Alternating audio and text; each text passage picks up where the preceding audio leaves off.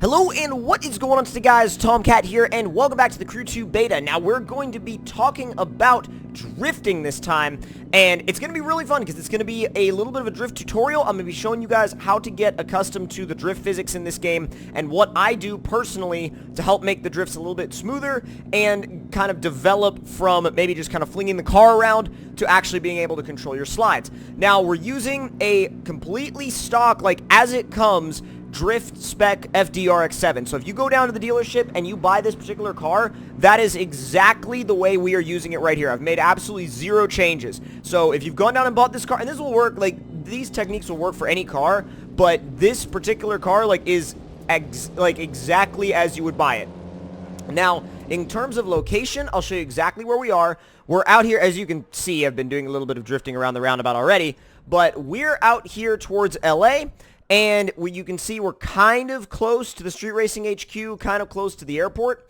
And I'll give you a little bit of a, basically right there. So if you know where, the Street Racing HQ is, you know where the airport is in LA, it's going to be right here at this massive roundabout. So the massive roundabout works because what we're going to be doing is holding a second gear slide. And what that's going to entail is firstly, so going into second gear, building up a little bit of speed, and if you're really kind of struggling with it, what I want you guys to do is floor it, turn in, get a little slide going, and then recover and let off. And then build a little bit back up, turn in, get a little slide going, and then let off and recover. So keep doing that over and over and over again until you feel comfortable with it. And then once you feel comfortable with it, ease into it a little bit more, pitch the car in, and try to hold it for a little bit longer. If possible, try to stay on this side of the yellow line. And that doesn't always work, but try to stay to the left of that yellow line because that'll keep you away from traffic. It'll also teach you a little bit more control. And you want to be able to modulate your brakes too, because if you use the brakes, you can keep the car at its optimal speed right around 60 miles an hour, so the car's not going to straighten out because the car's going faster than the wheels can basically spin up. So you want to kind of practice this direction for a good while. Keep on going until you feel confident and comfortable, and then get to about here, whip it around. So definitely practice both sides. It makes a big difference. It really does. Trust me, it makes a big difference to practice both sides, and it makes a big difference in a lot of areas, really, because then that means that there's never going to be oh no, there's a little bit of a weird corner that goes one way rather than the other way, whichever way that is for you. That's not your primary side. This is going to teach you how to become comfortable with both sides, and it gives you a massively long circular corner to basically get accustomed to it and get a feel for how the car moves around. And the more you do this, the more you can play around with bigger angles, because these cars, let me tell you, are very, very, very forgiving when it comes to angle. You can really throw them in super hard, and they will not punish you. They'll actually reward you if you throw them in super aggressive and hard. You just got to make sure that you don't do it too hard, otherwise you're going to end up with a situation that's not exactly optimal. So once you practice here for a while and are starting to stay pretty consistently between the lines, or at least on this side of the yellow line, then you can start to figure out, well, hey, where do I want to go? I want to go somewhere that's got some varying corners, right? So as you can see, we've spent a fair bit of time here, so we're going to probably go down to, let's see, the Freestyle HQ. If you go up here, you can kind of get close to some of the hills and stuff like that up by Salt Lake City, which is a really good area to practice. So we're probably going to fast travel.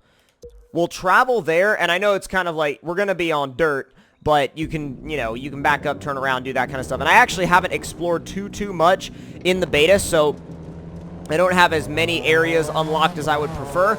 But I will say, driving a drift car on dirt is definitely a really weird experience, and it will definitely give you another medium with which to practice your car control, because they handle very similarly on dirt, just a little looser. So pitch it in, and you kind of have to be a little bit less aggressive, but you can still have fun with it.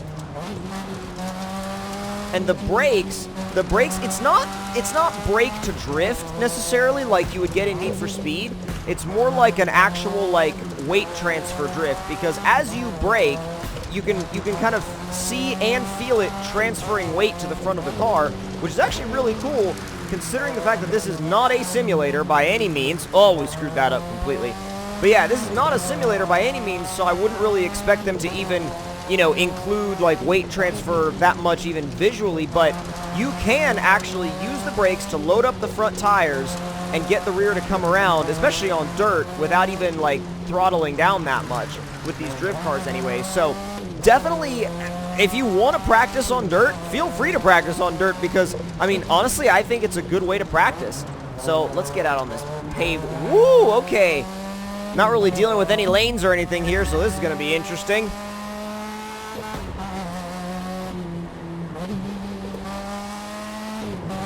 Well, oh god, this kind of goes to nowhere, doesn't it? Well, it's okay, because... Oh, that's not okay. That's not okay. Wow, that wasn't okay. You can make a drift course out of it, though. Yo, what the heck? Oh my god. Oh my god. It's like I got here and traffic was like, yo, bro, we're here too. You know what? You know what? It's really tricky to do this with all this traffic. You can also, I mean, you can use the e-brake for really tight corners, but I recommend kind of like for anything other than tight corner initiations, I kind of recommend staying away from the e-brake unless you really need it to save, like to save a line or to save a combo. I kind of recommend staying away from it just because, like, it's not... It doesn't really work well for maintaining speed, firstly, and secondly, it's really like, you only want to tap it for like a split second, because if you hold on to the e-brake, it'll just scrub so much speed off that it just won't work at all. Now, I mean, well, the e-brake will work. The e-brake will work really freaking well. It just won't work for maintaining a drift, that's for sure. Let's head back down this road and see. Now, another thing is, once you get accustomed though to the way the e-brake feels and the way it works, you can give just a little tap on the way into corners. And the biggest thing is little inputs, guys, little tiny smooth inputs. Like, if you just try to crank it from one side to the other super aggressively, you're gonna get into this weird like flopping back and forth kind of motion, and it's not gonna work. It's not gonna work at all. And you'll get frustrated, and you'll be like, why the hell is this not working? That's why. It's because you're being overly aggressive with the way the physics work. And really, it all starts in that roundabout. It really all starts right there in that roundabout, because if you get good in that roundabout, you'll be good pretty much anywhere you're willing to practice, as long as you don't slide just all the way off. And that is something that you want to be careful of. And it was happening to me a lot when I first started. But the main thing is, again, you can't be too aggressive. If you're too aggressive, you'll just keep sliding forward and you'll slide off the road. But as long as you're not, like, uber aggressive, then you'll be fine. It's just that, like, a lot of people, they think, oh, we have to, like, push the car in as hard as humanly possible. And you can push the car in hard, but not necessarily... I want to come over here. This looks more interesting. It just looks more fun over here, so I was like, we're going this way.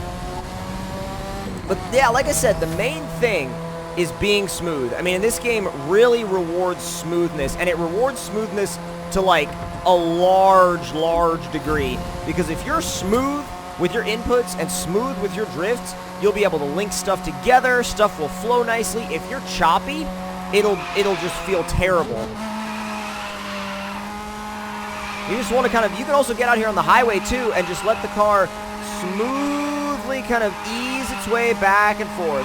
Ease its way back and forth and play with the limit of angle, because the limit of angle is really, like, it's up there. And, oh, hi, traffic car.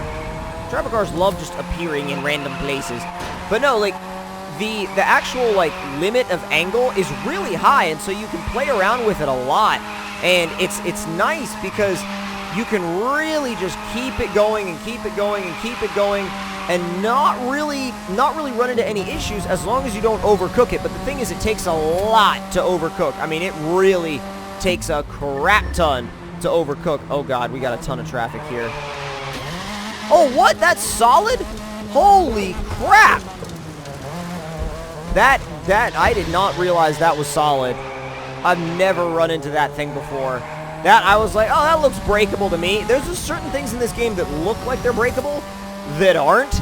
And you're like, oh, so it's not breakable. Transition back the other way. And the nice thing about these big highways with the flowing corners is that it really gives you a lot of room to practice without, you know, being worried that, like, oh, if I mess up, I'm going to have to go all the way back to the beginning of this road or whatever, and just go back and forth.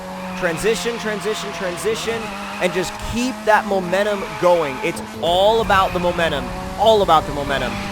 Just back and forth and back and forth, and that'll get you accustomed to where the car breaks loose, how it breaks loose, and really will get you in that mindset of, oh, this is what I need to do, and it's not hard, and you'll get in that mindset of like, oh, I can do this, it's no big deal, it's genuinely no big deal. You can even come into like a small intersection and kind of do little sustained donuts in intersections, and that will really help focus in on your low speed control. And power out. Ooh, screwed that up. The thing with the low speed stuff is, again, you can't be too aggressive with your corrections. You have to let it kind of return back.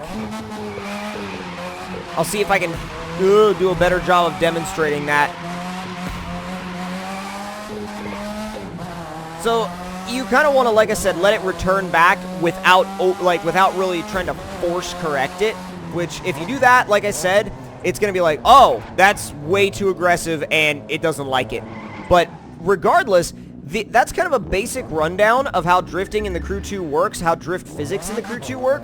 And I didn't really focus on any kind of, like, anything too crazy. It's mostly, like, the actual physics themselves, because a lot of people end up having questions about the physics, especially the drift physics. So definitely, you know, pick up a car that's like just completely stock like this one. Just take it out and just practice and practice and practice. Be light with your inputs, be smooth with your inputs, and you'll be good to go. But if you guys enjoyed this video in the Crew 2, don't forget to leave me a like. Tell me in the comment section down below what you guys thought of it. And if you're new to the channel and are enjoying these Crew 2 beta videos, don't forget to subscribe for more. And I'll see y'all next time. Talk to you guys later.